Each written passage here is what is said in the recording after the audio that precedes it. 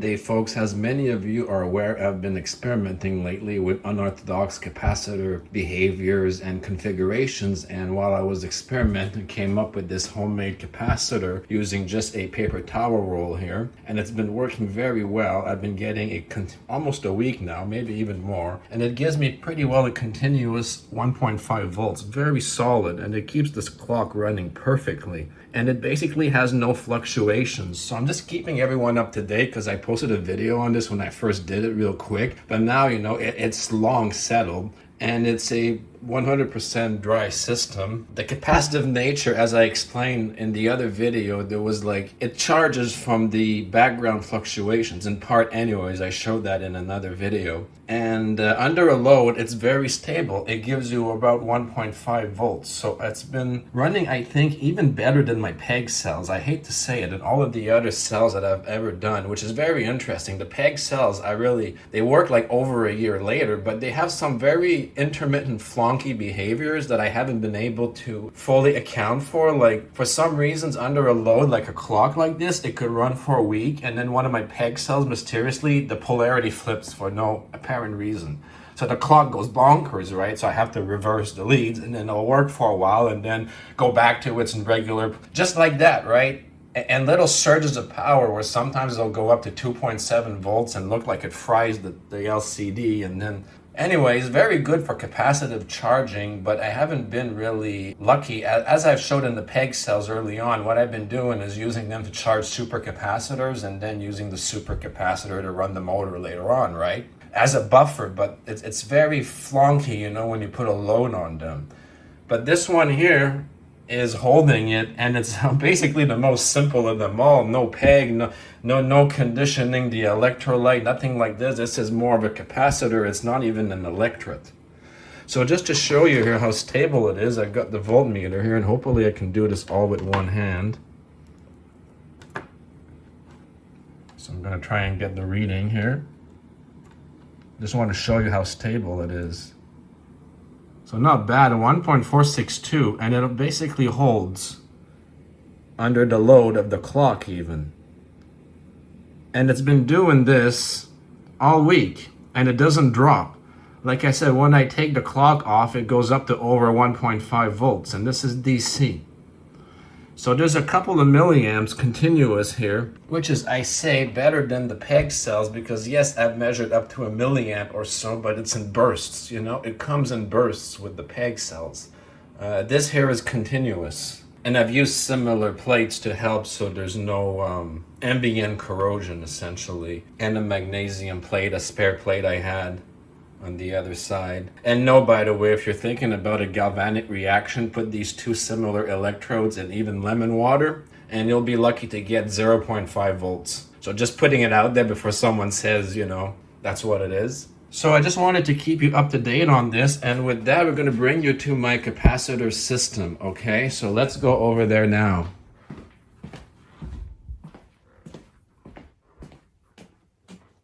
So here it is. Don't mind the mess here, but this is a circuit diagram I showed in the beginning of the video here, how this works. So essentially, as you can see here, we have the AC line going on the shield of the capacitor, and then the return on one of the C1. But I talked about earlier, you get a virtual C2 and C3, okay? So we'll use the C1 here, part of it, and then this would be essentially the C2 here that we're feeding AC from. And then the bigger picture, which is optional, but since it's a displacement current field effect, right, you can put a transformer in the AC pad and have a rectifier and run this load essentially for free from the displacement current. So it only makes sense to do it that way while your regular DC load. And this is all passive, by the way. So of course you're always going to measure a bit of energy for the field dynamics, but it just makes more sense to operate a system as an open loop than a closed loop. So I'm going to show you this. So right now, my capacitor mostly drains 0.368. There's always a bit of a hop there. So as you see in the circuit diagram, I've got it all mounted here because I've been experimenting a lot with this. So this is not connected right now, but this would be my load that I've been using DC from the capacitor. And this is my impedance box and my motor, and I get an amp meter and a voltage.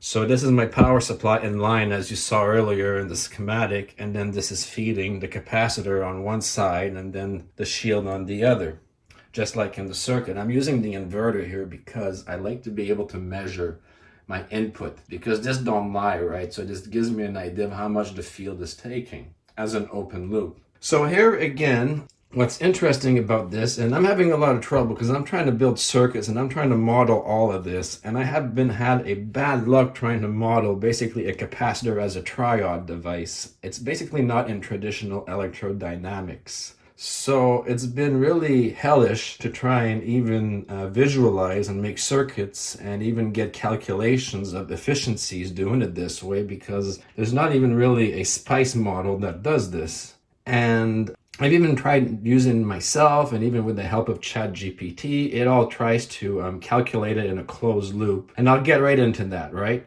So I'm going to turn this on here, which is the inverter, which is feeding it through the open loop dynamic, exactly as the schematic. And I've got this set to motor right now, so the motor will. And what's really, really interesting is in the displacement path, for reasons right now I haven't been able to account for, the motor will randomly speed up. It'll get a burst of very more current, and then it'll settle down a little bit, and then it'll run like that. Then it'll get another random burst, and this is happening back and forth while it stays stable at the input. So whatever's going on is independent from the input. Now I have friends that I talk to that have built kind of like, I guess, self-looping, like they gave me the videos in private, and they had like a self-looping capacitive motor Bedini-like system, right? And the man was showing off the capacitor voltage through a controller that was running the motor, a fairly large motor. And it was doing exactly that effect, where the motor would like speed up a little bit, then it would slow down, and then it would speed up again, and then slow down. Meanwhile, the reading on the capacitor is stable while it's doing all that. So this is their words, not mine. They figured that it was something maybe related to the ZPE, vacuum fluctuations or something. They just labeled it the wave because they couldn't figure out what it was, but there was an influence externally that was like, what it looked like was just pouring extra energy into the system without affecting the input here. So in part here, this is very interesting, and this is what happens here as well. So I just wanted to explain that. So I'm going to turn this on now. So this is nice because it shows us how much the inverter uses. So here's the motor. So now we start off at, like I said, that varies. And it shows you how much of the current I'm using. And we see over here that it's fairly stable. And our voltage here on the C1 is going up, DC, right? No rectifier. And this is from here, the two regular prompts. So capacitor charges nicely. This thing is running off the auxiliary essentially for free. And what's going to be interesting is, I don't know if I can show you this, but at some point it's going to start bouncing back up.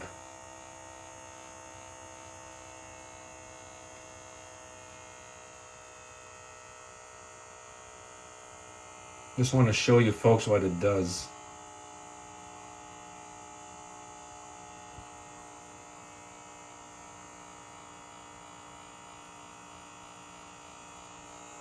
See, look at that. I'm not doing anything, and it's gonna, motor speeds up real fast, the voltage goes right up. It's getting those bursts. So yeah, there it is. It gets those bursts up and down. And we're still charging at the same rate here. But the dynamics vary a lot here, okay? So anyways, one long story short, it varies with the resistance. So if I go 1 ohm here, you see the voltage and the current. And then I can change this, 50 ohms, last time I measured. And this is still charging up like crazy here, a lot faster now actually. And the voltage is going up, right? Now this is in complete reverse as you get in a linear system, because the more you load it with a low impedance, the harder the system needs to work. But in our case, it's not really significant here. There's no real peak in energy going on. So it's almost like there's a negative resistance effect is what I'm getting at, completely backwards. So there's a major benefit here. So again, let's say we're gonna go 200 ohms here, 1 ohm. So again, what's very interesting is, again, it's very difficult in the closed loop sense, okay? Because what you want to do is you want to take your voltage here, you want to take your R, and then you see your current, and then you try and calculate the efficiency in the closed loop. Then you realize you may not even have like 20%, right? So the closed loop guy is going to tell you this is crap. You've only got, you know, maybe 15% efficiency out of this if you're lucky. Whatever it is you're doing, your wires or something, you're really losing a lot, over 75%, right? And they would basically laugh this off, you know, nothing to see here, Joel.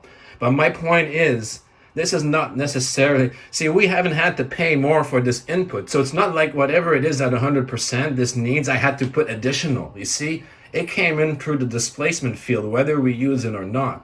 So the fact that if we do the math here, this system shows that, oh geez, it's only like 25% efficient. It's actually 25% more that you have for free that you wouldn't have to begin with, because I didn't have to pay for that input. So in the strict, you know, closed loop form, it looks really, really, really bad. But if you look at it as how much you actually had to pay for it, all of a sudden it's basically a 20% gain, not a 75% loss, right? Now try telling ChatGPT that, it goes, oh yes, I get it, okay. But then the next sentence it's back to closed loop thinking and screws up all the calculations, right? So I just wanted to put that out there in the perspective here and to show you what I mean. You know, there's no real draw at the input for all of this. So it only makes sense to utilize it. And what's interesting here is we're not loading it right now because I don't have it. But we get our, see, I got to stop it now because I'm not loading and I'm near my max. So I'm going to turn this off. And what I'm going to do is I'm going to discharge it now. So we're going to discharge it real quick through my wire here. It's going to smack because it's like 30 volts at 220 KUF. There we go. Still some residual there. Okay, so that was my point. And you know, this is all extra too. We weren't even using the DC charge, and this is a massive capacitor, right? So you're using the DC here for something, let's say. And I got to show you something even more interesting. Is there's sort of like, I wouldn't say obviously there is a bit of a reactive component, but not in the traditional sense, because reactive AC doesn't charge a capacitor's DC. A linear setup anyways. By breaking the dielectric linearity, things change a little bit. You could basically use it as essentially a built-in power factor correction, but the plus side is most of the reflection that would be reactive, that would go back, actually uses what I'm trying to say is bounces back into the capacitor as field alignment energy instead, and then gets dumped as DC. So in other words, a very efficient system where the reactive field is actually polarizing, or I should say aligning the charges in the dielectric non-linearly. So I'm going to show you that. As I said, there is a C2 and C3. So I put a wire here, which is the spare chassis. So I've got a load here, which is a regular radio, okay? AC. So if we look at this, it's a pretty big setup. It's got its own traditional transformer. So I would say at least 5 watts or more just to run the amp. But just to be sure, let's go in the back. It usually says exactly how much you need to run this at 60 hertz, 120 volts. We don't have that, but close enough, 110. It wants 15 watts. Okay. I guessed about 5 for just the audio amp. So we're going to plug this in here. So what I'm going to do is I'm going to, on the side of the capacitor here that's not plugged into the AC is one side, and we're going to connect the other side to the chassis, which also is connected to one of the AC side here. So essentially we're going to use it as a phantom power factor correction path. And it's going to probably give it to us. And there's going to be a bit more strain, but in relative to what's going on, I'm going to show you something, okay? So now we turn the radio off, but it's still going through the transformer, right? This is why they say in your electricity, sometimes even though you're not running your devices, it's best to unplug them because you're still using some energy to magnetize. You know, there's a core, there's a transformer, you're creating a magnetic field, and there's part of that is magnetization, is the energy to drive that, and it might be a few watts, right, that you're just wasting, even though the device is technically off. You know, you still have that field energy going through the transformer, and that will take a little bit. Even though it's open system, it still takes a little bit of field energy until you basically turn it on. So with that said, it's looping through basically the L1 and back through this, but we're not loading it, it's off, okay? So when we turn it off, when we turn this on, what I'm getting at is the total energy here that shows is basically going to be what we need in field energy, because we're not loading it, okay? So what I'm going to do is I'm even going to take this one here, because what I want to show you is something else here. All right, so I'm going to turn the inverter on now, and this phantom C3 is going to give us a power factor correction.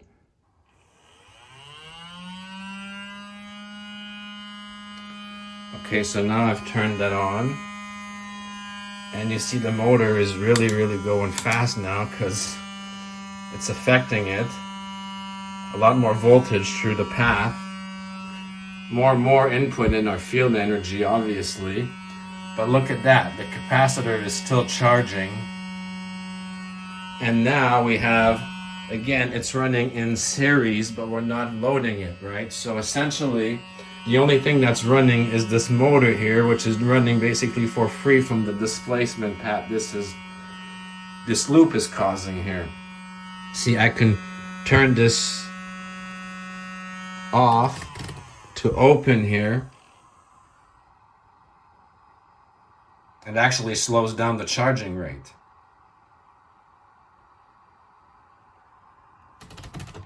We bring it back to the motor. There we go again. So what I'm getting at is, what is this saying? 400 and... So when I turn this on, the whole thing runs like normal, but only 25 milliamp extra is needed. So my point is, it doesn't take only 25 milliamps at 12 volts of energy to run this thing at 110 volts at 15 watts. So we're going to tune into it and turn this on. And when you turn it on, you see that the motor here runs even faster. But we'll just bypass all this, okay, just to keep it simple. I'm going to turn this off. And we're going to bypass this. So I'm just going to connect direct, so no more in transformers.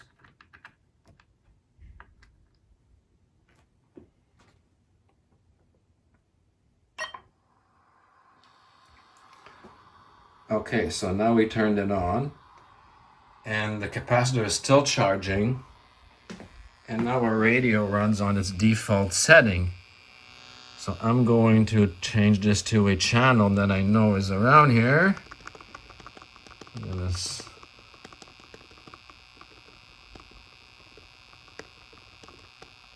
Takes a while. I'm going to run the volume full blast to load it down. Here's a station. Full blast. So I brought the volume up and down there, and look what it did. Not even a 25 milliamp increase from actually turning this radio on. So the big point is running it like this on your AC load. It's almost like, you know, all you're paying for essentially is the magnetization energy. Whatever loads are running on there doesn't really matter so much on either path. So you can mix and match and get this to work. And all you have to pay for is the field energy. That's what I was getting at. And you still have, you know, a charge building up. And then you have multiple paths. And like I said, I ran this full blast at the highest volume here. on the channel. So using essentially as it wants to the 15 watts. I mean, it's pretty big. I mean, and like I said, all I see here was maybe a 25, can I say milliwatt? Sorry, milliamp increase on the 12.4 volt side. Whether I run this, I could turn it off. See, it's about that. It's about 25 mA. It doesn't take 25 mA to run this thing. You see what I'm getting at? But all of this is the field energy. We're energizing a big field. And the capacitor's nonlinear dynamics allows us to, it's the whole basically triad nature that makes things very interesting. So obviously this has a lot of applications. So just thought I'd put that out there. Alright, just one last demo here before we finalize this. It seems like with some various configurations of keeping the field open and trying to maximize the usable energy versus the field energy for the trigger, I seem to have hit a very efficient point anyway. So crudely looking at it with just the equipment I have now, basically there looks like there's an apparent gain here of at least 2 times the input power from the output. So I'll show you that right now. So this is connected as 12.4 volts, okay? And on the output here, I get about 12 volts right now. It's just leakage because everything's off. But I found out something really interesting is at the C3 part, the virtual C3 here, if, as I showed before, if you run an AC load, so I've got a transformer here on it, and on the second prompt on the negative, so not on the AC side but one on the spare side, it does kind of like a reactive thing. That's why I said ish, because it's not like traditional but almost like it. And essentially what happens is I notice the more I load this, even though there's not enough output here to run big motors, it's just what it likes is a really big load. And the efficiency increases drastically and the field here stays stable, to a point where all of a sudden there looks like there's an apparent gain. So it's looking very good. So I'm going to show you that right now. So as you see, this is the power supply, which gives me DC out, which is connected to this motor, but it won't be enough to spin the motor. I'm just loading it. So I'm going to show you that. I'm going to turn it on again. Take a look at the power, okay? 12.4 V, 183 MA. Roughly, and pretty stable, right?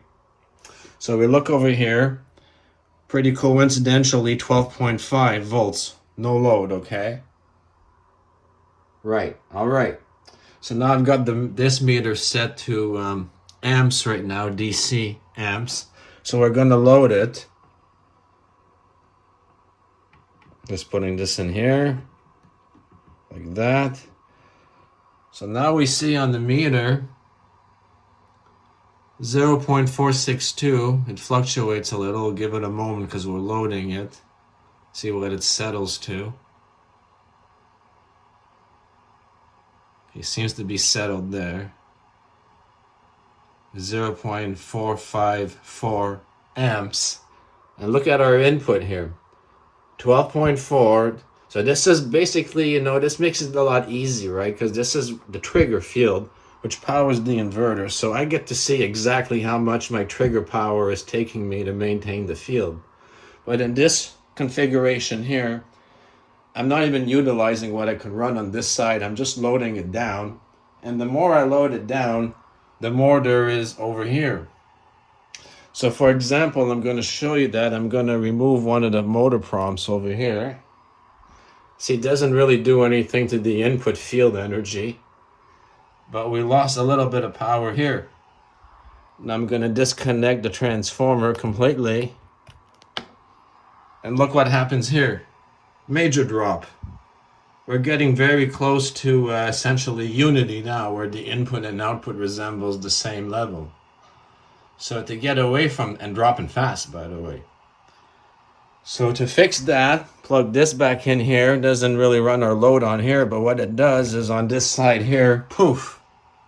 So to show that, let's put it on the motor over here. It wants to burn it out, it's way too fast. And all the displays are all screwed up here because it can't keep up. So very real. The more you load this side here, the more you get out here from this one here.